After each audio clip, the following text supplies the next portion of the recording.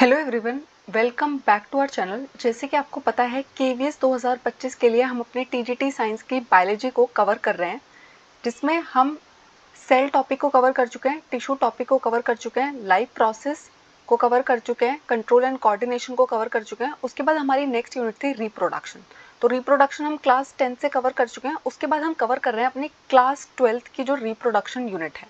हमारी जो क्लास 12 की रिप्रोडक्शन यूनिट है उसमें टोटल 4 चैप्टर है, जिसमें से पहला चैप्टर जो है रिप्रोडक्शन इन ऑर्गेनिज्म मैं आपको ऑलरेडी कंप्लीट करा चुकी हूँ। आप प्लेलिस्ट में जाके देख सकते हैं। चाहे आप टीजीटी साइंस का कोई भी एग्जाम दे रहे हो, DSSS भी दे रहे हो, एनवीएस दे रहे हो, EMRS दे रहे हो, उन सब के अंदर ये टॉपिक बहुत इंपॉर्टेंट होता है। आज हम कवर करेंगे दूसरा चैप्टर, जिसका नाम है sexual reproduction in flowering plants.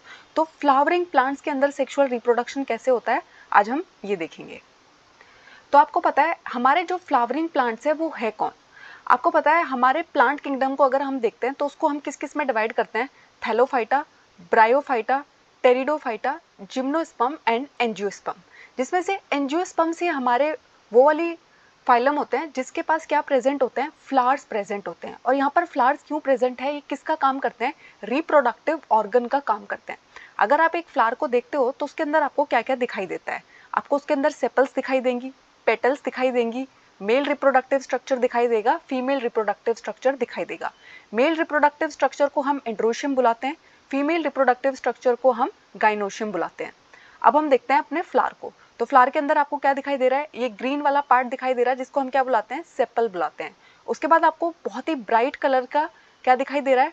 Petals दिखाई दे रही है। अब ये ब्राइटली कलर्ड पेटल्स क्यों प्रेजेंट होती हैं? ताकि पॉलिनेटर्स इसकी तरफ अट्रैक्ट हो सके, बीज आ सके, बटरफ्लाइज आ सके, ठीक है। उनको अट्रैक्ट करने के लिए इसकी पेटल्स जो होती हैं वो बहुत ही कलरफुल होती है। और इसकी पेटल्स में क्या प्रेजेंट होता है? नेक्टर प्रेजेंट होता है, जिसको हमारी हनी बीज क्या करती हैं? चूसती हैं। उसके बाद क्या प्रेजेंट होता है? मेल रिप्रोडक्टिव पार्ट स्टेमन प्रेजेंट होता है। और स्टेमन किससे मिलकर बना होता है? एंथर और फिलामेंट से मिलकर बना होता है। फीमेल रिप्रोडक्टिव पार्ट पिस्टिल या फिर कार्पेल प्रेजेंट होता है, जो 3 पार्ट से मिलकर बना होता है, स्टिग्मा, स्टाइल एंड ओवरी। तो आपको समझ में आ गया होगा कि फ्लावर जो है वो रिप्रोडक्टिव ऑर्गन है किसके अंदर? एंजियोस्पर्म। और हमारे फ्लावर्स के अंदर कौन कौन से पार्ट प्रेजेंट होते हैं? अब देखो, सबसे पहले हम बात करेंगे स्टेमन की, यानी कि मेल रिप्रोडक्टिव पार्ट को हम पहले पढ़ते हैं। तो स्टेमन के अंदर हम किस किस को पढ़ते हैं? एंथर को पढ़ते हैं और फिलामेंट को पढ़ते हैं। तो फिलामेंट कौन सा पोर्शन होता है? लॉन्ग एंड सिलेंडर जो स्टॉक है उसको हम क्या बुलाते हैं? फिलामेंट बुलाते हैं, ठीक है। और हमारा जो एंथर है वो कैसा है? बाई लोब्ड स्ट्रक्चर है, यानी कि 2 लोब्स आपको दिखाई देंगे, ठीक है। तो आप मेजरली जितने भी एंजियोस्पर्म्स को देखोगे, टिपिकली हम जब एवरेज एंजियोस्पर्म को देख रहे होते हैं तो उनका जो एंथर होता है वो शेप में कैसा होता है? बाई लोब्ड होता है, यानी कि 2 लोब्स प्रेजेंट होते हैं और उनके अंदर 2 थीका प्रेजेंट होता है। इसको हम इसलिए क्या बोलते हैं? डायथीकस बोलते हैं, ठीक है। अब हमारा जो एंथर है वो टेट्रागोनल स्ट्रक्चर होता है और उसके हर एक कॉर्नर पर क्या प्रेजेंट होता है? हर एक लोब पर क्या प्रेजेंट होता है? माइक्रोस्पोरेंजियल लोब्स प्रेजेंट होते हैं। अब ये जो माइक्रोस्पोरेंजिया है, जब ये डेवलप हो जाते हैं और भी ज़्यादा डेवलप हो जाते हैं तो ये क्या बन जाते हैं? पॉलन सैक बन जाते हैं। पॉलन सैक का मतलब होता है इसके अंदर अब क्या फॉर्म होंगे? पॉलन्स फॉर्म होंगे, ठीक है। ये देखिए, तो ये क्या है? आपका फिलामेंट जो लॉन्ग सिलेंडर स्टॉक है और ऊपर आपको 2 लोब वाला क्या दिखाई दे रहा है? एंथर दिखाई दे रहा है। अगर आप इसका सेक्शन देख रहे हो, अंदर से आप इसको देख रहे हो, तो आपको क्या दिखाई देंगे? 4 लोब्स प्रेजेंट है जिनको हम माइक्रोस्पोरेंजियम बुलाते हैं। और जब ये और भी फर्दर डेवलप हो जाते हैं तो इनको हम क्या बोलते हैं? पोलन सेक्स बोलते हैं, क्योंकि इसके अंदर क्या डेवलप होने वाला है? हमारे पॉलन्स बनने वाले हैं। आपको पता है हमारा जो मेल गेमीट होता है वो क्या कहलाता है? पॉलन ही कहलाता है फ्लावर्स के अंदर, अगर हम बात कर रहे हैं। उसके बाद आता है हमारा माइक्रोस्पोरेंजियम का स्ट्रक्चर। अब हम देखेंगे डिटेल में। तो हमारे माइक्रोस्पोरेंजियम के स्ट्रक्चर में क्या क्या प्रेजेंट होता है? एपिडर्मिस प्रेजेंट होती है, एंडोथीशियम प्रेजेंट होता है, मिडिल लेयर प्रेजेंट होती है और टैपेटम प्रेजेंट होती है। ये देखो, तो आपकी जो बाहर की 3 लेयर है, एपिडर्मिस है, एंडोथीशियम है और मिडिल लेयर्स है। तो इन तीनों का मेजर रोल क्या होता है? ये आपके एंथर के डिहाइसेंस में हेल्प करती है, यानी कि आपका एंथर जो है वो ब्रेक हो जाता है और उसके अंदर से क्या होने लग जाता है? पॉलन जो है वो रिलीज होने लग जाते हैं। उसके बाद आपको एक और लेयर दिखाई दे रही होगी जिसका नाम क्या है? टैपेटम है। तो आपसे बहुत बार एग्जाम में पूछा जाता है कि टैपेटम का फंक्शन क्या है। पहली बात तो ये हमारी जो 4 लेयर है उनमें से सबसे अंदर वाली लेयर कौन है? टैपेटम है, ठीक है। और ये क्या करती है, आपके जो पॉलन ग्रेन है उनको नरिश करने का काम करती है, उनको न्यूट्रिशन प्रोवाइड करने का काम करती है। अब जो आपकी टैपेटम की सेल होती है उसके अंदर डेंस साइटोप्लाज्म देखने को मिलता है और एक से ज़्यादा न्यूक्लियस देखने को मिलता है, ठीक है। अगर आप देख रहे हो अपने टैपेटम को तो आपको यहाँ पर बहुत सारा डॉट डॉट डॉट दिखाई दे रही है, वो क्या है, डेंस साइटोप्लाज्म है। और यहाँ पर आपको न्यूक्लियस भी दिखाई दे रहा है। ये क्या है, आपके माइक्रोस्पोरेंजियम का स्ट्रक्चर है। मैंने आपको बताया था कि हमारा जो एंथर होता है वो बाइलोब्ड होता है और उसके हर दो लोब पे, उसके हर एक लोब पे क्या होता है, माइक्रोस्पोरेंजियम प्रेजेंट होता है, ठीक है। और वहां पर फिर 4 लेयर्स प्रेजेंट है और उन 4 लेयर्स के क्या फंक्शन है ये भी मैंने आपको बता दिया है।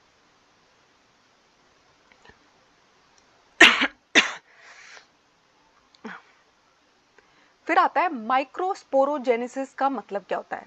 तो जब है ना हमारे माइक्रोस्पोर बनते हैं किससे, पॉलन मदर सेल से। देखो यहाँ पर आपको है ना माइक्रोस्पोर मदर सेल दिखाई दे रही थी, ठीक है। तो हमारी पॉलन मदर सेल से मियोसिस का प्रोसेस होने के बाद जब क्या बन जाते हैं, माइक्रोस्पोर्स बन जाते हैं। इसी प्रोसेस को हम क्या टर्म करते हैं, माइक्रोस्पोरोजेनेसिस बोलते हैं। तो जेनेसिस का मतलब क्या होता है, किसी चीज का फॉर्म होना। तो क्या फॉर्म हो रहे हैं, माइक्रोस्पोर्स फॉर्म हो रहे हैं, ठीक है। अब जो हमारे माइक्रोस्पोर बने हैं वो किस में अरेंज रहते हैं, 4 सेल के क्लस्टर में अरेंज रहते हैं, इसलिए हम उनको क्या बोलते हैं, माइक्रोस्पोर टेट्राड बोलते हैं। टेट्राड क्यों बोलते हैं, क्योंकि क्या है, हमेशा आपको कैसे दिखाई देंगे, 1 2 3 4, ठीक है। अब हमारे जो पोलन ग्रेन है, ठीक है, जिनको हम क्या बुलाते हैं, मेल गैमीट बुलाते हैं, ठीक है। तो पोलन ग्रेन मेनली अगर आप उनकी शेप देखोगे तो वो स्पेरिकल होते हैं। उनका जो डायमीटर है वो कितना हो सकता है, 25 से 50 माइक्रोमीटर के बीच में लाई करता है। ये देखो मैंने अभी आपको बताया ना, तो इस तरीके से हमारा पोलन प्रेजेंट होता है। अब पोलन के अंदर आपको क्या दिखाई दे रहा है, न्यूक्लियस दिखाई दे रहे हैं, वैक्यूल्स दिखाई दे रहे हैं, एसिमेट्रिक स्पिंडल बनता है और अब ये किसमें टूट जाता है, vegetative cell and generative cell present होती है, ठीक है। अब देखो अगर आप अपने पोलन ग्रेन को देख रहे हो तो पोलन ग्रेन के पास है ना 2 लेयर्स प्रेजेंट होती है। जो हमारे पोलन ग्रेन की बाहर वाली लेयर होती है, हार्ड लेयर होती है, उसको हम बुलाते हैं एक्साइन, ठीक है। और उसकी जो अंदर वाली लेयर होती है उसको हम बुलाते हैं इंटाइन। तो हमारे पोलन के बाहर जो लेयर है वो किससे बनी होती है, स्पोरोपोलिनिन से बनी होती है। बहुत बार एग्जाम में पूछा जाता है, ठीक है। और स्पोरोपोलिनिन एक ऐसा मटेरियल है जो एक तो ऑर्गेनिक मटेरियल है और हाई टेम्परेचर में डाल दो तो भी ये पोलन ग्रेन को बचा के रखता है। आप इसको स्ट्रॉन्ग एसिड के अंदर डाल दो तो भी ये पोलन ग्रेन को प्रिजर्व रखता है। आप इसको एल्कली के अंदर डाल दो, यानी कि आज तक है ना हम ऐसा कोई एंजाइम नहीं ढूंढ पाए जो किसको डिग्रेड कर सके, हमारे स्पोरोपोलिनिन को डिग्रेड कर सके, ठीक है। अब आप देखोगे जब आप पोलन ग्रेन को देख रहे हो तो यहाँ पर है ना आपको एक्साइन वाली लेयर के अंदर क्या देखने को मिलेगा, जर्म पोर देखने को मिलेगा। अब ये जो जर्म पोर जहाँ पर प्रेजेंट होता है ना, यहाँ पर स्पोरोपोलिनिन प्रेजेंट नहीं होता है। मैंने आपको बताया स्पोरोपोलिनिन जो है वो बहुत स्ट्रॉन्ग है, वो तो किसी चीज को अंदर जाने ही नहीं देगा। लेकिन जर्म पोर इसलिए इंपॉर्टेंट होता है क्योंकि आपको पता है हमारे पोलन ग्रेन को फ्यूचर में जाके क्या करना है, जर्मिनेट करना है, ठीक है। जर्मिनेट करेगा तभी तो उस सीड का कोई फायदा होगा, तभी तो उससे क्या बन पाएगा, फर्टिलाइजेशन हो पाएगा, ठीक है। तो जर्म पोर जो होता है वो एक ऐसा स्पेस होता है जहां पर स्पोरोपोलिनिन एब्सेंट होता है, ठीक है। और जो हमारे पोलन ग्रेन है वो हमारे हजारों साल तक प्रिजर्व रहते हैं, फॉसिल की फॉर्म में हमें मिले हैं। किसकी वजह से, क्योंकि क्या प्रेजेंट होता है उनके बाहर की लेयर में, क्या किससे बनी हुई है, वो स्पोरोपोलिनिन से बनी हुई है। फिर आते हैं हमारी पोलन ग्रेन की इंटरनल लेयर, ठीक है। इनर वॉल जो है हमारे पोलन ग्रेन की वो क्या कहलाती है, इंटाइन कहलाती है। तो ये बहुत पतली सी होती है और कंटिन्यूअस लेयर है, यानी कि लगातार बनी हुई लेयर है ये। और किससे बनी होती है, सेल्यूलोज और पेक्टिन से मिलकर बनी हो। जैसे कि हमारी एक्साइन जो है वो स्पोरोपोलिनिन से बनी हुई है और हमारी जो इंटाइन है वो सेल्यूलोज और पेक्टिन से बनी हुई है। उसके बाद अगर आप देखोगे आपके पोलन ग्रेन का जो साइटोप्लाज्म है वो किससे सराउंडेड रहता है, प्लाज्मा मेम्ब्रेन से सराउंडेड रहता है। और जब हमारा पोलन ग्रेन मैच्योर हो जाता है तो इसके पास 2 सेल्स प्रेजेंट होती है, एक को हम वेजिटेटिव सेल बुलाते हैं और एक को हम जनरेटिव सेल बुलाते हैं, देखिए, ठीक है। तो देखो बाहर इसके 2 लेयर है, एक लेयर क्या है, एक्साइन है, अंदर वाली लेयर क्या है, इंटाइन है। फिर यहाँ पर क्या प्रेजेंट है, प्लाज्मा मेम्ब्रेन भी प्रेजेंट है। और जब ये मैच्योर हो गया तो इसने 2 सेल्स इसके अंदर प्रेजेंट हो गए, एक को हम बुलाते हैं वेजिटेटिव सेल और एक को हम बुलाते हैं जनरेटिव सेल। अब हम इनके बारे में पढ़ेंगे। तो आपके जो वेजिटेटिव सेल है अगर उसका साइज आपने अभी अभी देखा तो क्या होती है, वो बड़ी होती है और उसके अंदर है ना बहुत सारा फूड रिजर्व प्रेजेंट होता है और इरेगुलर शेप का न्यूक्लियस भी उसके अंदर प्रेजेंट है।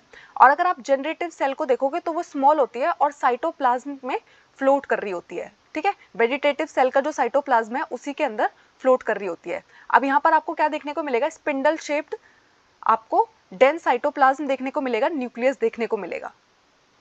अब जो हमारे 60% एंजियोस्पर्म है, उनका जो पॉलन ग्रेन है वो किस स्टेज में पॉलन मतलब एंथर से बाहर निकल जाता है, 2 सेल स्टेज में बाहर निकल जाता है, ठीक है। और उसके बाद भी अराउंड 40% स्पीसीज हमारी बच गई। उनके अंदर क्या होता है, जनरेटिव सेल माइटोटिकली खुद को डिवाइड करती रहती है और क्या फॉर्म कर देती है, 3 सेल स्टेज को फॉर्म कर देती है। यानी कि ज़्यादातर प्लांट्स को जब आप देखते हो ना, यानी कि हमारे 60% एंजियोस्पर्म ऐसे हैं जब एंथर में से पॉलन निकल जा रहा है तो वो किस स्टेज पे है, 2 सेल स्टेज पे है। लेकिन हमारे बहुत सारे 40% के अराउंड हमारे ऐसे भी एंजियोस्पर्म है जिसके अंदर वो किस स्टेज पे शेड होता है, 3 सेल स्टेज पे शेड होता है। पॉलन ग्रेन जो है वो हमारे लिए बहुत इंपॉर्टेंट तो है, क्योंकि हमारे प्लांट के अंदर जो रिप्रोडक्शन होगा वो किसकी वजह से होगा, पॉलन ग्रेन प्रेजेंट होंगे तभी तो वो एग तक पहुंच पाएंगे और फर्टिलाइजेशन हो पाएगा। लेकिन उसके अलावा पॉलन ग्रेन जो है बहुत सारी स्पीसीज के वो क्या कॉज कर सकते हैं, एलर्जीज कॉज कर सकते हैं, ब्रोंकियल एफ्लिक्शंस कॉज कर सकते हैं। यानी कि जो उनके बहुत सारे लोगों के जो लंग्स होते हैं उनमें वो क्या करते हैं, एलर्जी कॉज कर सकते हैं, ठीक है। क्रॉनिक रेस्पिरेटरी डिसऑर्डर्स दे सकते हैं जैसे कि अस्थमा, ब्रोंकाइटिस, ये किसकी वजह से हो सकता है, बहुत सारे लोगों को पॉलन से एलर्जी होने की वजह से, ठीक है। उसके अलावा पार्थीनियम, जिसको हम कैरेट ग्रास बोलते हैं, वो इंडिया में किस तरीके से आया था, जो आज हमारे लिए क्या बन गया है, एक वीड बन गया है। जब हम यूएसए से वीट को इंपोर्ट करते थे तो उसी के साथ इंडिया में क्या आ गया, पार्थीनियम और कैरेट ग्रास आ गया, ठीक है। अब ये बहुत ही मेजर वीड है हमारे लिए, ठीक है। उसके अलावा जो हमारे पॉलन ग्रेन है वो न्यूट्रिएंट्स में बहुत रिच होते हैं। पॉलन टैबलेट्स को खाने की तरह भी इस्तेमाल किया जाता है, बहुत सारे लोग उनको एज फूड भी यूज करते हैं, ठीक है। उसके अलावा ऐसा भी माना जाता है कि पॉलन को कंज्यूम करने से जो हमारे एथलीट्स हैं, रेस हॉर्सेज है, उनकी परफॉर्मेंस जो होती है वो बेटर होती है। तो आपको मालूम होना चाहिए कि पॉलन के क्या फायदे हैं, क्या नुकसान है। वो आपको कुछ बीमारियां भी दे सकते हैं, अस्थमा भी हो सकता है, ब्रोंकाइटिस भी हो सकता है।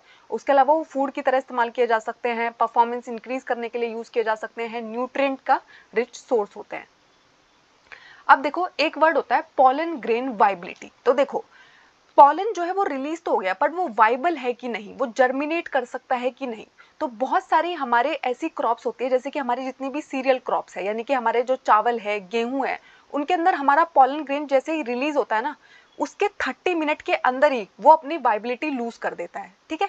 और बहुत सारे हमारे ऐसी फैमिली मेंबर्स है जैसे कि रोजिएसी है, लेग्यूमिनेसी है, सोलिनेसी है, जहाँ पर वाइबिलिटी महीनों तक मेंटेन रहती है। यानी कि कई महीने के बाद भी, जब पॉलन रिलीज हुआ था उसके बाद भी अगर आप उसको यूज करते हो तो वो क्या करेगा, जर्मिनेट कर जाएगा, ठीक है।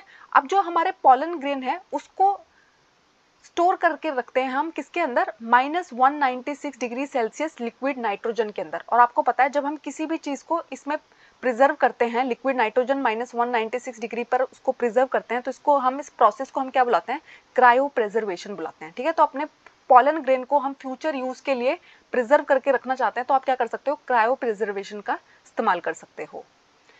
अब उसके बाद हम बात करते हैं, ये तो थे हमारे मेल रिप्रोडक्टिव पार्ट। अब हम बात करेंगे फ्लावर के अंदर फीमेल रिप्रोडक्टिव पार्ट की, जिसके अंदर हम क्या पढ़ेंगे, पिस्टिल पढ़ेंगे। तो फीमेल रिप्रोडक्टिव पार्ट को हम गाइनोशियम भी बुलाते हैं, पिस्टिल भी बुलाते हैं, कार्पेल भी बुलाते हैं, ठीक है। तो हमारी जो पिस्टिल और कार्पेल है जो फ्लावर्स के अंदर प्रेजेंट होती है वो 3 पार्ट से मिलकर बनी होती है। वो 3 पार्ट कौन होते हैं, स्टिग्मा, स्टाइल एंड ओवरी। तो स्टिग्मा क्या होता है, वो वाला पार्ट होता है जहां पर आकर पॉलन लैंड करता है। तो लैंडिंग प्लेटफॉर्म का काम कौन करता है, स्टिग्मा करता है, ठीक है। फिर एक इलोंगेटेड स्लेंडर पार्ट प्रेजेंट होता है किसके नीचे, स्टिग्मा के नीचे, जो क्या करता है, जो पॉलन लैंड किया था उसको लेके जाता है, कहां तक लेके जाता है, ओवरी तक लेके जाता है। और जो सबसे बेस वाला पोर्शन होता है, ठीक है, थोड़ा सा स्वोलन पार्ट होता है, वो क्या होता है, ओवरी होती है, ठीक है। अब ओवरी के अंदर ही ओवेरियन कैविटी प्रेजेंट होती है और प्लेसेंटा प्रेजेंट होता है, ठीक है। हमारी ओवरी के अंदर ही ओव्यूल्स प्रेजेंट होते हैं जहां से क्या रिलीज होने वाला है, एग्स रिलीज होने वाले हैं। देखो जो हमारा मेल प्लांट पार्ट था वहां से क्या आ गए हैं, पॉलन्स आ गए हैं। और अब पॉलन्स कहाँ पहुंच गए हैं, किस तक पहुंच गए हैं, एग्स तक पहुंच गए हैं, ठीक है।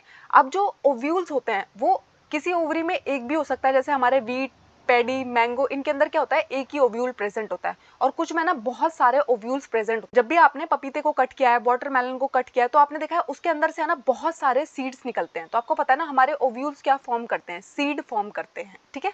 तो एक भी हो सकता है और मेनी भी हो सकते हैं। अब हम बात करेंगे, देखो ये है हमारा पिस्टिल या फिर कार्पेल। तो यहाँ पर क्या हो रहा है, सबसे ऊपर वाला पोर्शन है स्टिग्मा, जहाँ पर आकर हमारा पॉलन लैंड करता है, फिर स्टाइल के थ्रू ये ट्रैवल करता है और कहाँ पहुँच जाता है, हमारी ओवरी तक पहुँच जाता है। और ओवरी के नीचे क्या प्रेजेंट होता है, थैलेमस प्रेजेंट होता है। ठीक है, अब अगर आप अपने फीमेल गेमिटोफाइट को देखो तो फीमेल गेमिटोफाइट के अंदर आपको क्या दिखाई देगा, हाइलम दिखाई देगा, फ्यूनिकल दिखाई देगा, इंटेग्यूमेंट्स दिखाई देंगे, न्यूसिलस प्रेजेंट होता है और इनके अंदर क्या प्रेजेंट होता है, एम्ब्रियो सैक प्रेजेंट होता है। ठीक है, और इसका चैलिजल पोल भी आपको दिखाई देगा। अब देखो, आपको सिंगल पिस्टल भी दिखाई देगी, जिसको हम क्या बोलते हैं, मोनोकार्पलरी, यानी कि सिंगल कार्पलरी प्रेजेंट है, सिंगल कार्पल प्रेजेंट है, सिंगल पिस्टल प्रेजेंट है, तो इसको हम क्या टर्म करते हैं, मोनोकार्पलरी बुलाते हैं। अगर बहुत सारी पिस्टल्स प्रेजेंट है तो इसको हम क्या बोलते हैं, मल्टी कार्पलरी बोलते हैं। अगर आपकी जो पिस्टल है वो आपस में फ्यूज्ड है तो इसको हम क्या बोलते हैं, सिनकार्पस बोलते हैं। अगर फ्री पिस्टल है तो इसको हम क्या बोलते हैं, एपोकार्पस बोलते हैं। यानी कि हमारी जो सोचो एक फ्लावर के अंदर है ना 4-5 पिस्टल प्रेजेंट है, वो सारे की सारी आपस में चिपकी हुई है, तो उसको हम क्या बोलेंगे, सिनकार्पस बोलते हैं। और अगर हमारी एक एक पिस्टल एकदम अलग अलग आप आइडेंटिफाई कर सकते हो, एकदम अलग अलग है, तो उसको हम क्या बोलते हैं, एपोकार्पस बोलते हैं। फिर उसके बाद आता है हमारा मेगास्पोरेंजियम, जिसको हम ओव्यूल भी बुलाते हैं। तो ओव्यूल जो है वो एक स्मॉल स्ट्रक्चर होता है जो प्लेसेंटा से जुड़ा रहता है, किसकी मदद से, एक स्टॉक की मदद से, जिसको हम क्या कहते हैं, फ्यूनिकल कहते हैं। ये देखिए यहाँ पर क्या प्रेजेंट है, फ्यूनिकल प्रेजेंट है। ठीक है,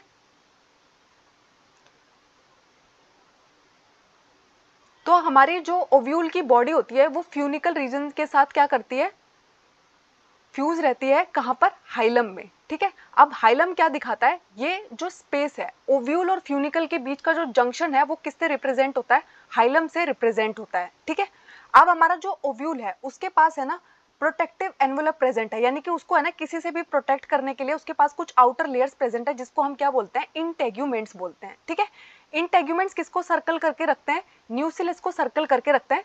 सिर्फ एक जगह से वो इसको सर्कल करके नहीं रखते, उसको हम क्या बोलते हैं, माइक्रोपाइलर एंड बोलते हैं। देखो ये देखो, तो देखो हाइलम प्रेजेंट है, उसके बाद हमारा फ्यूनिकल प्रेजेंट है, फिर आपको क्या दिखाई दे रहे हैं, outer integuments and inner integuments दिखाई दे रहे हैं, जो क्या करेंगे, उसको प्रोटेक्ट करके रखेंगे। ठीक है, लेकिन एक जगह से इन्होंने कवर नहीं कर रखा है, कहां से, माइक्रोपाइलर एंड से इन्होंने उसे कवर करके नहीं रखा है, किसको, न्यूसिलस को।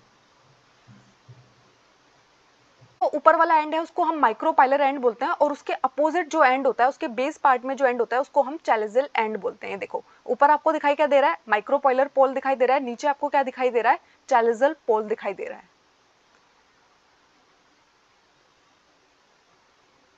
उसके बाद इंटेग्यूमेंट्स ने किसको घेर रखा है, न्यूसिलस को घेर रखा है। अब न्यूसिलस के अंदर है ना बहुत सारी सेल्स प्रेजेंट है, जिनके अंदर अबंडेंट फूड रिजर्व देखने को मिलता है। और ये क्या करते हैं, न्यूसिलस के अंदर ही क्या प्रेजेंट होता है, अंदर आपको और भी क्या दिखाई देता है, एम्ब्रियो सैक दिखाई देता है, और इसी एम्ब्रियो सैक को हम क्या बुलाते हैं, फीमेल गेमिटोफाइट बुलाते हैं। ठीक है, अब एक ओव्यूल के अंदर मेजरली क्या होता है, एक सिंगल एम्ब्रियो सैक होता है, जिससे क्या फॉर्म होता है, मेगास्पोर फॉर्म होता है। अब उसके बाद आता है मेगास्पोरोजेनेसिस का मतलब क्या होता है, तो मेगास्पोर बनने का जो प्रोसेस है वो क्या कहलाता है, मेगास्पोरोजेनेसिस उसको हम बोलते हैं। तो मेगास्पोर मदर सेल से अगर क्या बन रहे हैं, मेगास्पोर्स बन रहे हैं, इसको हम क्या बोलते हैं, मेगास्पोरोजेनेसिस बोलते हैं। ठीक है, अब जो हमारे ओव्यूल्स है वो किससे बनते हैं, मेगास्पोर मदर सेल से बनते हैं। ठीक है, और ये एक लार्ज सेल होती है, इसके अंदर भी डेंस साइटोप्लाज्म प्रेजेंट होता है, प्रोमिनेंट न्यूक्लियस प्रेजेंट होता है, और इसके अंदर किस तरीके की रिएक्शन आपको देखने को मिलती है, इसके अंदर किस तरीके की डिवीजन आपको देखने को मिलती है, मियोटिक डिवीजन देखने को मिलती है। अब मियोसिस की वजह से क्या होता है, 4 मेगास्पोर यहाँ पर बन जाते हैं। अब देखो 4 मेगास्पोर बन गए, अब हम पढ़ेंगे फीमेल गेमिटोफाइट। तो मोस्ट ऑफ द टाइम जब हम अपने फ्लावरिंग प्लांट्स को देखते हैं तो एक मेगास्पोर जो होता है वो तो फंक्शनल होता है, बाकी के जो 3 होते हैं वो डीजनरेट हो जाते हैं, खत्म हो जाते हैं, खराब हो जाते हैं। ठीक है, जो हमारा फंक्शनल मेगास्पोर है वो क्या कहलाता है, फीमेल गेमिटोफाइट कहलाता है, एम्ब्रियो सैक कहलाता है। ठीक है, अब जो एम्ब्रियो सैक बना वो सिंगल मेगास्पोर से बना, इसलिए हम इसको क्या बुलाते हैं, मोनोस्पोरिक डेवलपमेंट बुलाते हैं। एक स्पोर से डेवलपमेंट हुई है तो इसको हम क्या बुलाएंगे, मोनोस्पोरिक डेवलपमेंट बुलाएंगे।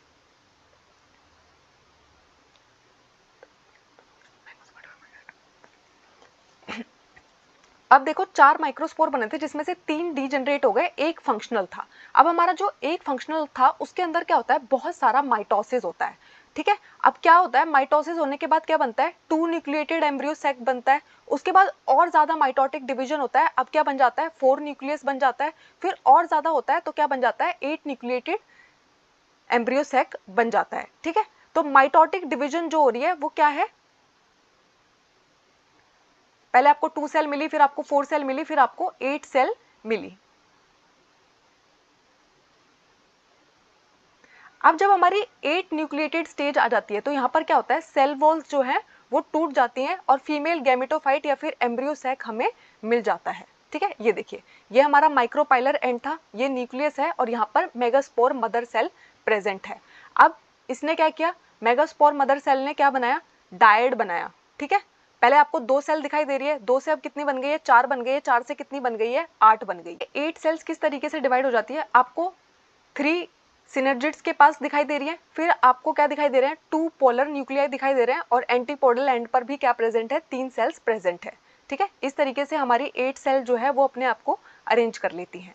अब जो हमारी 3 सेल जिन्होंने माइक्रोपाइलर एंड पे खुद को ग्रुप किया है उसको हम क्या बुलाते हैं, एग अपरेटस बुलाते हैं। ठीक है, उसके बाद क्या होता है, इनमें से 2 सिनर्जिड्स है और एक एग सेल है। अब सिनर्जिड्स के पास जो है एक आपको माइक्रोपाइलर टिप पे एक स्ट्रक्चर दिखाई देगा जिसको हम क्या बोलते हैं, फिलीफॉर्म अपरेटस बोलते हैं। और ये फिलीफॉर्म अपरेटस क्या करता है, आपकी जो पॉलन ट्यूब आती है उसको सिनर्जिड के अंदर लेके जाने का काम कौन करता है, फिलीफॉर्म अपरेटस करता है, यानी कि फिलीफॉर्म अपरेटस उसे रास्ता दिखाता है। देखो, हमारा जो पॉलन है वो आके लैंड किया था स्टिग्मा पे, फिर वो स्टाइल के थ्रू पॉलन ट्यूब की मदद से आ रहा है। ठीक है, अब उसे कहाँ जाना है, ओवरी के अंदर जाना है। अब उसे गाइड करने का काम कौन करेगा, ये फिलीफॉर्म अपरेटस करेगा। ये फिलीफॉर्म अपरेटस आपको दिखाई दे रहा है, फिंगर लाइक प्रोजेक्शन आपको दिखाई दे रहा है। ये क्या करेंगे, इसको गाइड कर रहे हैं ताकि ये कहाँ जा सके, सिनर्जिड के पास पहुंच सके और यहीं पर जाकर क्या होना है, आपका फ्यूजन होना है। अब जो 3 सेल्स है वो चैलिसल एंड पे प्रेजेंट है, जिनको हम क्या बुलाते हैं, एंटीपोडल्स बुलाते हैं। और एक लार्ज सेंट्रल सेल प्रेजेंट है और जिसके पास 2 पोलर न्यूक्लियाई प्रेजेंट है। इसलिए एक एंजियोस्पर्म के एम्ब्रियो सैक को जब हम देखते हैं मेच्योरिटी पर तो उसको हम क्या बोलते हैं कि 8 न्यूक्लियस प्रेजेंट है और 7 सेल्ड है वो। ठीक है, 8 न्यूक्लिएटेड एंड 7 सेल्ड।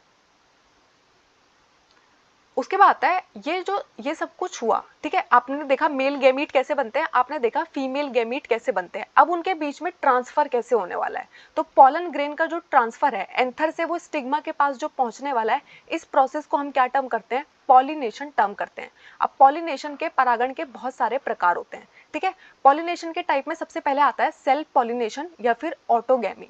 तो ये क्या होता है, सेम फ्लावर के अंदर अचीव किया जाता है, यानी कि एक ही फ्लावर के अंदर जो पॉलन प्रेजेंट था वो कहाँ पर पहुंच गया है, उसी के एग जो बना है वहां पर उस तक पहुंच गया है। तो transfer of pollen grain from anther to the stigma of the same flower. अगर ये सब कुछ एक ही फ्लावर के अंदर हो रहा है तो इसको हम क्या बोलते हैं, सेल्फ पॉलिनेशन बोलते हैं, ऑटोगैमी बोलते हैं। आपने है ना बहुत सारे प्लांट्स देखे होंगे जैसे कि बॉयला, जिसको हम कॉमन पेंसी बोलते हैं, ऑक्सैलिस बोलते हैं, कॉमिलिना बोलते हैं। इनके अंदर है ना 2 टाइप के फ्लावर्स प्रोड्यूस होते हैं, एक को हम बोलते हैं चैस्मोगैमस फ्लावर्स, ठीक है, और एक को हम बोलते हैं क्लिस्टोगैमस फ्लावर्स। तो चैस्मोगैमस फ्लावर्स जो होते हैं वो तो फिर भी थोड़े से एक्सपोज रहते हैं, उनके एंथर और स्टिग्मा जो है वो थोड़े से आपको दिखाई देंगे, लेकिन जो हमारे क्लिस्टोगैमस फ्लावर्स होते हैं वो बिल्कुल खुलते ही नहीं है, उनके एंथर और स्टिग्मा जो है बिल्कुल एक्सपोज नहीं होते। तो उसमें हमेशा क्या होता है, सेल्फ पॉलिनेशन होता है। ठीक है, तो ये खुलते क्यों नहीं है, ताकि इनके अंदर क्या प्रमोट किया जा सके, सेल्फ पॉलिनेशन को प्रमोट किया जा सके।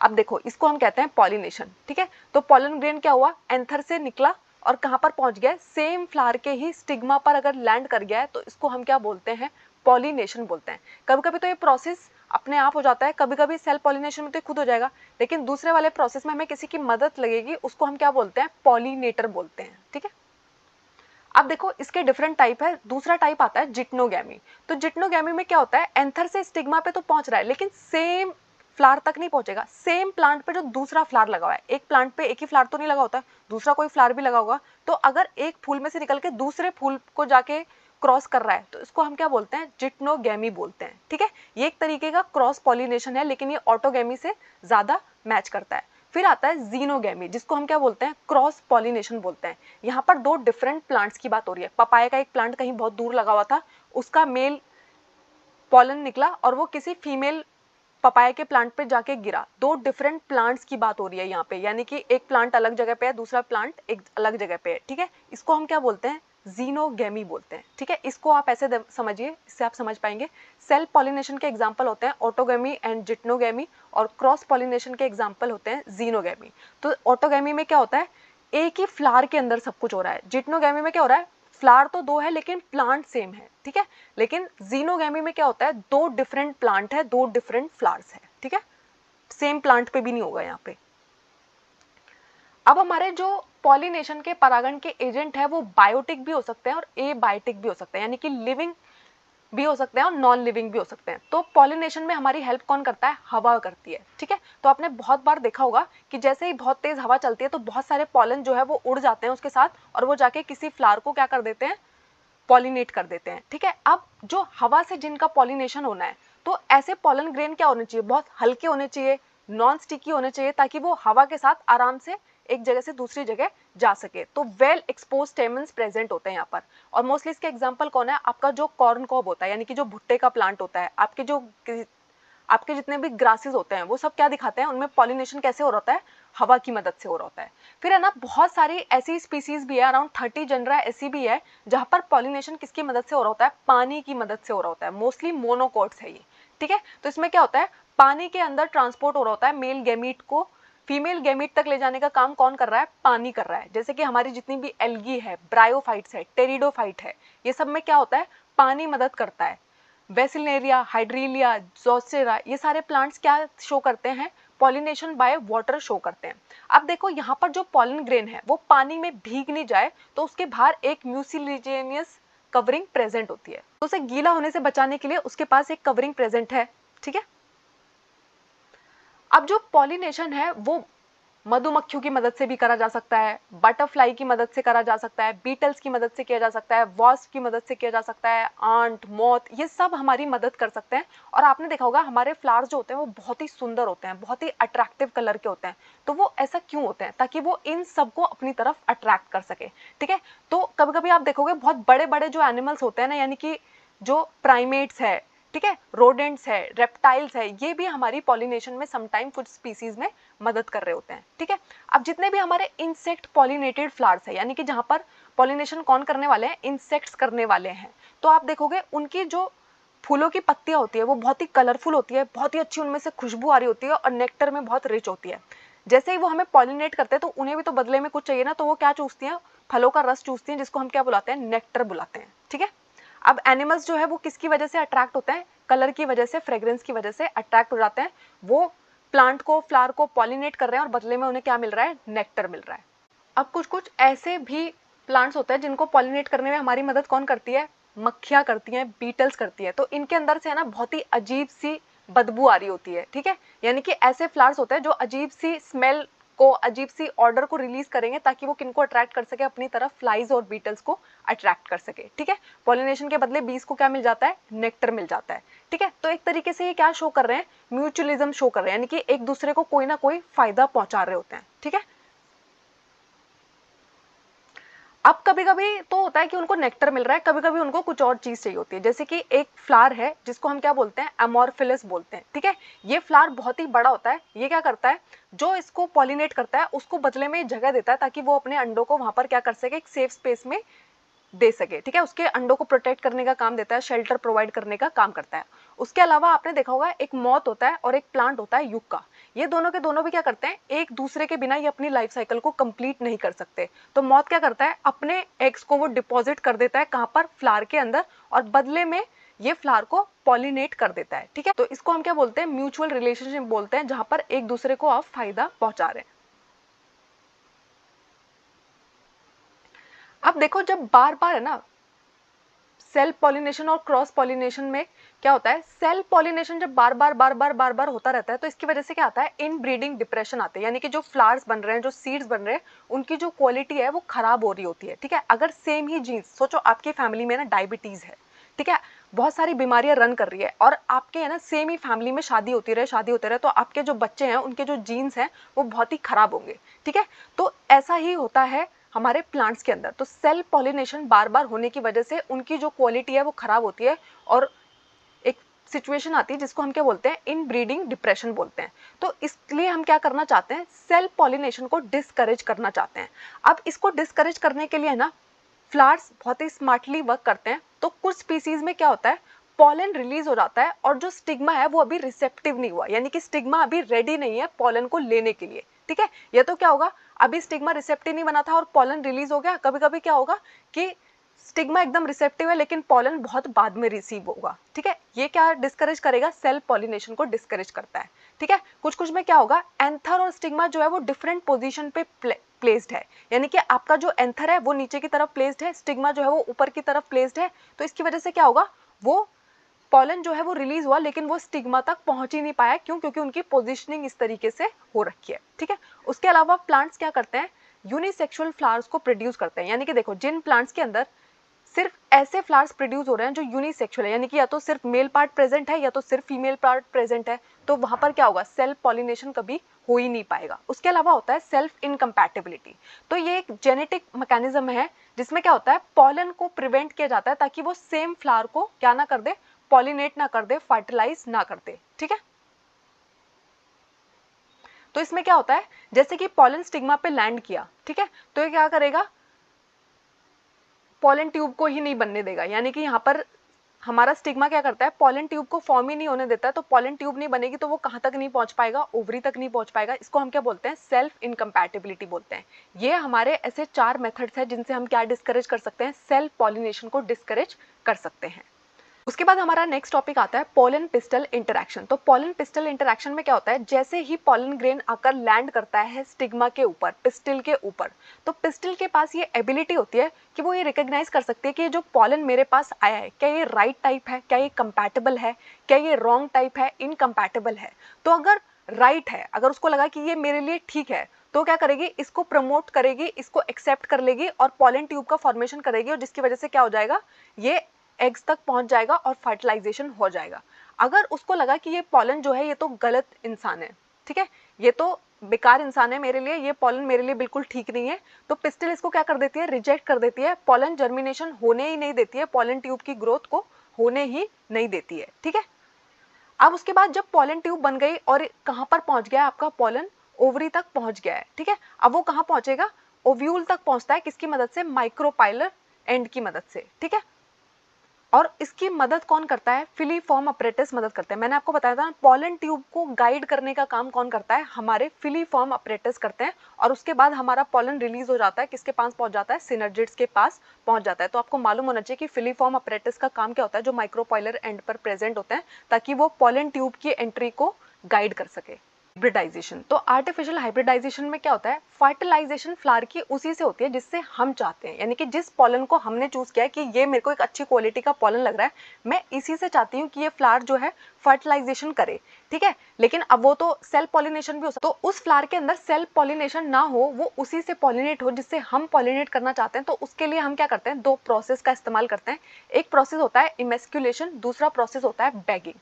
तो हम क्या करते हैं, जो हमारा एक ऐसा फ्लावर है जिसके अंदर मेल पार्ट भी प्रेजेंट है, फीमेल पार्ट भी प्रेजेंट है, तो हम क्या करते हैं, फोर्सेप्स की मदद से क्या करते हैं, अभी उसके अंदर से एंथर से पॉलन रिलीज नहीं होते, उससे पहले ही हम उसके एंथर वाले पार्ट को फोर्सेप की मदद से रिमूव कर देते हैं। अब यानी कि हमने है ना बाइसेक्सुअल फ्लावर को क्या बना दिया, यूनिसेक्सुअल फ्लावर बना दिया। यानी कि पिस्टिल पे अब वो अपने एंथर को डाल ही नहीं पाएगा, क्योंकि उससे पहले हमने क्या कर दिया, एंथर को ही रिमूव कर दिया। तो एंथर को रिमूव करने का जो प्रोसेस है उसको हम क्या बोलते हैं, इमेस्क्यूलेशन बोलते हैं।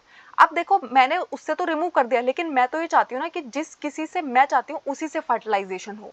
तो हम क्या करते हैं, कोई और उसको आके फर्टिलाइज ना कर दे, तो जो फीमेल फ्लावर है उसको हम एक सूटेबल बैग से कवर कर देते हैं, जो किसका बना होता है, बटर पेपर का बना होता है, ताकि वो किसी और पॉलन से जर्मिनेट ना हो जाए, और हम उसी से उसको जर्मिनेट करना चाहते हैं जिससे हम चाहते हैं। ठीक है, तो जब तक हम उसको कवर्ड रखते हैं, जब तक वो क्या ना हो जाए, स्टिग्मा जो है वो रिसेप्टिव ना बन जाए।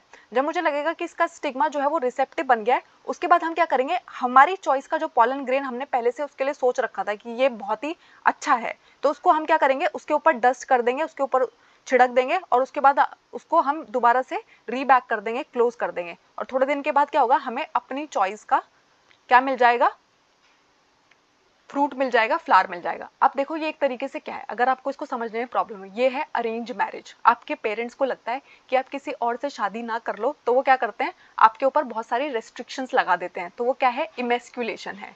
ठीक है। फिर वो आपको उस टाइम तक कंट्रोल में रखते हैं जब तक उन्हें ऐसा ना लगे कि आप उनके चॉइस के पार्टनर से शादी नहीं कर लेते। जब उनकी आपके चॉइस के पार्टनर से शादी हो गई तो आपको अलाउ करते हैं कि अब आप इनके साथ बेबी प्रोड्यूस कर सकते हैं। तो ये क्या है, एक तरीके से इमैस्कुलेशन एंड बेगिंग को समझने का तरीका है। उसके बाद आता है डबल फर्टिलाइजेशन। तो आपको पता है हमारे एंजियोस्पर्म के अंदर जो फर्टिलाइजेशन होता है उसको हम डबल फर्टिलाइजेशन बोलते हैं। तो हम ऐसा क्यों बोलते हैं, ठीक है। तो आपको पता है फिलीफॉर्म अपरेटस ने हेल्प की और सिनर्जिड्स के अंदर कौन पहुंच चुका है, हमारा पॉलन ट्यूब पहुंच चुकी है। अब पॉलन ट्यूब यहाँ पर क्या करेगी, मेल गैमीट्स को रिलीज कर देती है, ठीक है। सिनर्जिड के साइटोप्लाज्म में उसने क्या किया, 2 मेल गैमीट को रिलीज कर दिया, ठीक है। एक मेल गैमीट कहाँ चला गया, एग सेल के पास चला गया और किससे फ्यूज कर गया, जाके एग सेल से फ्यूज कर दिया। तो ये जाके फ्यूज कर गया न्यूक्लियस से और इस प्रोसेस को हम क्या बोलते हैं, सिनगैमी बोलते हैं, ठीक है। तो आपको पता है ना, जब फर्टिलाइजेशन होता है तो इसको हम क्या बोलते हैं, सिनगैमी बोलते हैं। मेल एंड फीमेल गैमीट जब आपस में फ्यूज कर जाते हैं इसको हम सिनगैमी बोलते हैं और फर्टिलाइजेशन बोलते हैं, ठीक है। अब इसकी वजह से क्या होगा, एक डिप्लॉइड सेल हमें मिल गया जिसको हम क्या बुलाएंगे, जाइगोट बुलाएंगे। अब जो हमारा दूसरा मेल गैमीट है वो कहां पर जा रहा है, 2 पोलर न्यूक्लियाई के पास जा रहा है, ठीक है। और वो किससे जाके फ्यूज करेगा, हमारी सेंट्रल सेल से जाके फ्यूज करेगा। अब हमारा जो दूसरा मेल गैमीट है वो पोलर न्यूक्लियाई के पास, जो सेंट्रल सेल के अंदर 2 पोलर न्यूक्लियाई है वहां पर पहुंचेगा और उनके साथ फ्यूज करेगा और क्या बनाएगा, एक ट्रिप्लॉइड प्राइमरी एंडोस्पर्म न्यूक्लियस बनाएगा, ठीक है। आपको ये पेन की फुल फॉर्म मालूम होना चाहिए, प्राइमरी एंडोस्पर्म न्यूक्लियस, ठीक है। अब देखो 3 हैप्लॉइड न्यूक्लियाई जो है वो आपस में फ्यूज कर गए, इसलिए इसको हम क्या टर्म करेंगे, ट्रिपल फ्यूजन टर्म करेंगे, ठीक है। अब यहाँ पर क्या हुआ, सिनगैमी भी हुई, ट्रिपल फ्यूजन भी हुआ, एम्ब्रियो सैक के अंदर ये दोनों की दोनों चीजें साइमल्टेनियसली हुई है, इसलिए इस इवेंट को हम क्या टर्म करते हैं, डबल फर्टिलाइजेशन टर्म करते हैं, ठीक है। अब जो हमारी सेंट्रल सेल है जिसके अंदर अभी ट्रिपल फ्यूजन हुआ था वो क्या बन जाती है, हमारी प्राइमरी एंडोस्पर्म सेल बन जाती है, ठीक है। और जो हमारा जाइगोट है वो क्या बन जाता है, एम्ब्रियो बन जाता है। ये देखो, इससे पहले क्या हुआ, हमारे फिलीफॉर्म अपरेटस ने हेल्प किया मेल गैमीट को अंदर करने के लिए। मेल गैमीट 2 आए थे, एक ने क्या किया, फ्यूज कर लिया एग सेल के पास और क्या बन गया, जाइगोट बन गया, 2n बन गया, ठीक है। उसके बाद हमारा एक दूसरा मेल गैमीट जो है वो सेंट्रल सेल के पास आया और इससे जाके फ्यूज कर गया, इसलिए यहाँ पर क्या हो गए, 3n प्रेजेंट है जिसको हम क्या बोलते हैं, प्राइमरी एंडोस्पर्म न्यूक्लियस बोलते हैं। और हमारे जो एंटीपोडल सेल्स थे वो अब क्या करने शुरू हो गए हैं, डीजनरेट करने शुरू हो गए हैं। अब जो हमारा जाइगोट है वो खुद को डिवाइड करना शुरू करेगा। डिवाइड होके वो क्या बनता है, ग्लोबुलर एम्ब्रियो बनता है। ग्लोबुलर एम्ब्रियो के बाद वो क्या बनता है, हार्ट शेप्ड एम्ब्रियो बनता है और उसके बाद हमें क्या मिल जाता है, मैच्योर एम्ब्रियो मिल जाता है, ठीक है। अब देखो ये तो हुआ फर्टिलाइजेशन, ठीक है। मेल एंड फीमेल गैमीट जब आपस में फ्यूज कर जाते हैं इसको हम क्या बोलते हैं, फर्टिलाइजेशन बोलते हैं, सिनगैमी बोलते हैं। अब हम देखेंगे कि पोस्ट फर्टिलाइजेशन इवेंट में क्या आता है। तो सबसे पहले क्या पढ़ेंगे, हम एंडोस्पर्म पढ़ेंगे, ठीक है। तो आपको पता है आपकी जो प्राइमरी एंडोस्पर्म सेल है वो अब क्या करेगी, अपने आप को डिवाइड करती रहेगी, रिपीटेडली डिवाइड करती जा रही है और क्या फॉर्म कर लिया उसने, ट्रिप्लॉइड एंडोस्पर्म टिश्यू बना लिया है। अब इस टिश्यू के अंदर है ना बहुत सारा फूड मटेरियल प्रेजेंट है। अब ये मटेरियल क्या करेगा, जो आपका एम्ब्रियो है जो डेवलप होने वाला है उसको न्यूट्रिशन प्रोवाइड करने का काम करता है, ठीक है। इसके अंदर बहुत सारी न्यूक्लियर डिवीजन होती है ताकि क्या बन सके, फ्री न्यूक्लियाई बन सके। कभी कभी आपने देखा होगा कोकोनट का जो आप पानी पी रहे होते हैं, ठीक है, आप कोकोनट वाटर जो पी रहे हैं वो एक्चुअली में क्या है, फ्री न्यूक्लियर एंडोस्पर्म है। उसका काम क्या था, वो वहां पर कोकोनट को फॉर्म करने वाला था, उसके एम्ब्रियो को डेवलप करने में उसकी हेल्प करने वाला था, न्यूट्रिशन प्रोवाइड करने वाला था, जो न्यूट्रिशन आपने ले लिया। तो ये क्या होता है, एंडोस्पर्म होता है। एंडोस्पर्म का काम क्या होता है कि आपका जो डेवलपिंग एम्ब्रियो है उसको न्यूट्रिशन प्रोवाइड करना। उसके बाद आता है हमारा एम्ब्रियो। तो हमारा जो एम्ब्रियो है जो माइक्रोपाइलर एंड पर प्रेजेंट है वो क्या करना शुरू कर देगा, अपने आप को मैच्योर करना शुरू कर देगा, ठीक है। बहुत सारी इसके अंदर क्या होगी, डिवीजन होगी और इसके अंदर एंडोस्पर्म फॉर्म हो चुका है जिसको क्या करने वाला है, न्यूट्रिशन प्रोवाइड करने वाला है, ठीक है। अब जो जाइगोट है पहले उससे क्या बनेगा, प्री एम्ब्रियो बनेगा, एम्ब्रियो से वो ग्लोबुलर शेप का होगा, फिर वो हार्ट शेप्ड बनेगा और फिर वो मैच्योर एम्ब्रियो बन जाएगा। ये देखो, ठीक है, पहले क्या है, एम्ब्रियो प्री एम्ब्रियो स्टेज में है, फिर उससे क्या बना, ग्लोबुलर बना, फिर हार्ट शेप्ड बना और फिर आपको क्या मिल गया, मैच्योर एम्ब्रियो मिल गया है।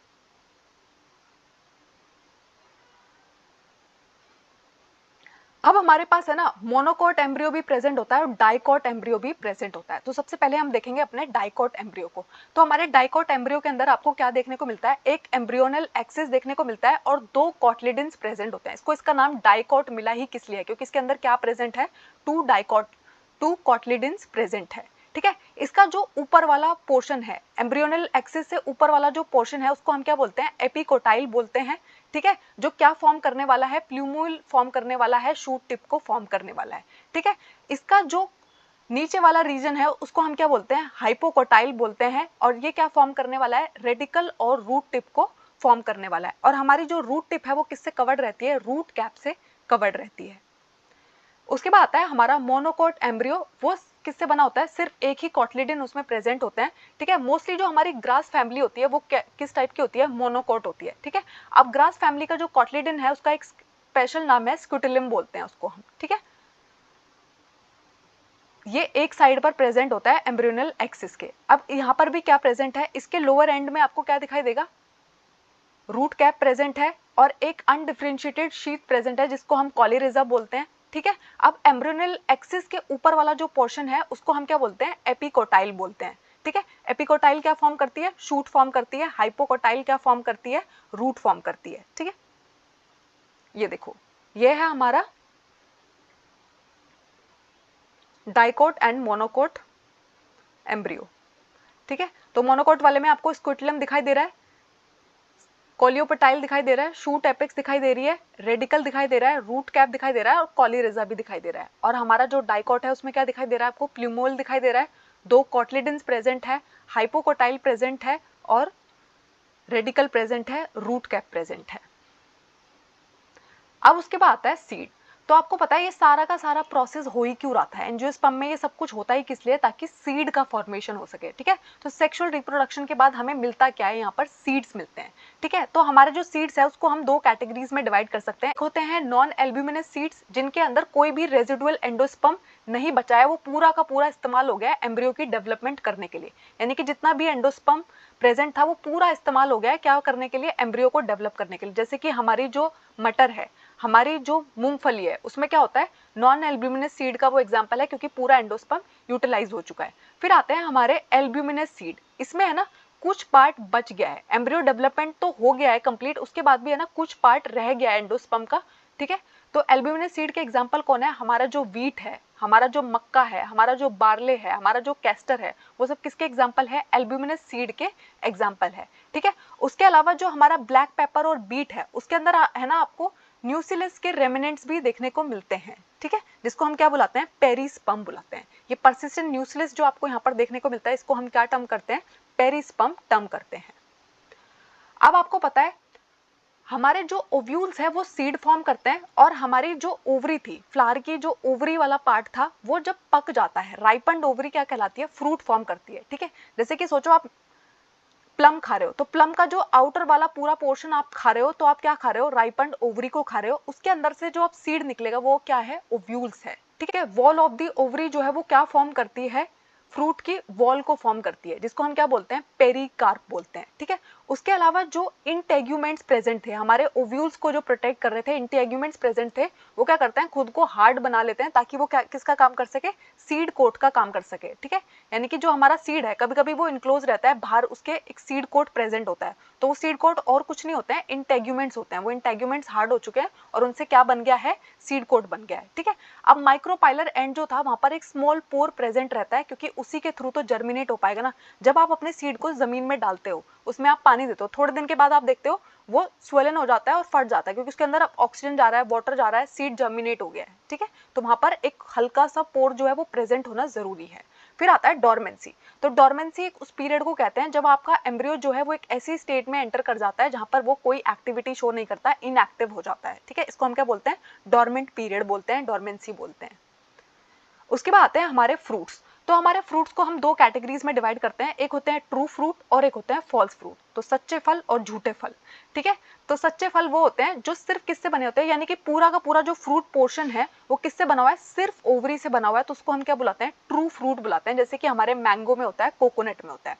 फॉल्स फ्रूट हम उसको बोलते हैं जिसमें ना ओवरी तो प्रेजेंट है, लेकिन उसमें है ना कुछ पार्ट थैलेमस का भी प्रेजेंट है। थैलेमस से भी क्या हो रहा है, आपका फ्रूट बन रहा है उसको हम फॉल्स फ्रूट बोलते हैं। जैसे कि हमारी स्ट्रॉबेरी, हमारी काजू, वो किसका एग्जाम्पल है? फॉल्स फ्रूट का एग्जाम्पल है। उसके बाद एक डिफरेंट कैटेगरी होती है हमारे पास फ्रूट की, जिसको हम बोलते हैं पार्थिनोकार्पिक फ्रूट। तो ऐसे फ्रूट जो बिना फर्टिलाइजेशन के डायरेक्टली बन जाते हैं उनको हम क्या बुलाते हैं? पार्थिनोकार्पिक फ्रूट बुलाते हैं। ठीक है, और इसको पार्थिनोकार्पिक को इंड्यूस करने के लिए हम बहुत सारे ग्रोथ हार्मोन की मदद लेते हैं। और ऐसे जो फ्रूट्स बनते हैं ये सीडलेस होते हैं। जब भी कभी आपने बनाना खाया तो आपने देखा होगा उसके अंदर कोई सीड्स नहीं मिलते हैं। ठीक है, सीड्स क्यों नहीं मिलते हैं? क्योंकि सीड्स का मिलने का प्रोसेस क्या है? फर्टिलाइजेशन। फर्टिलाइजेशन यहाँ हुआ ही नहीं है, तो जब फर्टिलाइजेशन नहीं हुआ तो सीड्स कैसे फॉर्म हो जाएंगे? तो पार्थिनोकार्पिक फ्रूट वो होते हैं जो बिना फर्टिलाइजेशन के बनते हैं।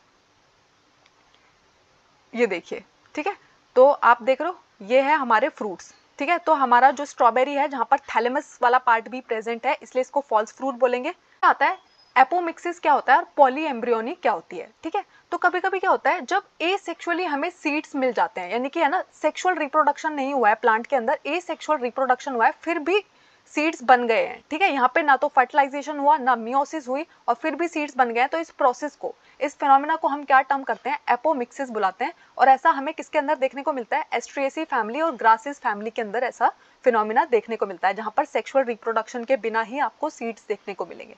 फिर एक दूसरा फिनोमेना होता है पॉलीएम्ब्रियोनी। तो आपने है ना कभी कभी देखा होगा कुछ ओव्यूल्स के अंदर है ना एक से ज्यादा एम्ब्रियो प्रेजेंट होते हैं।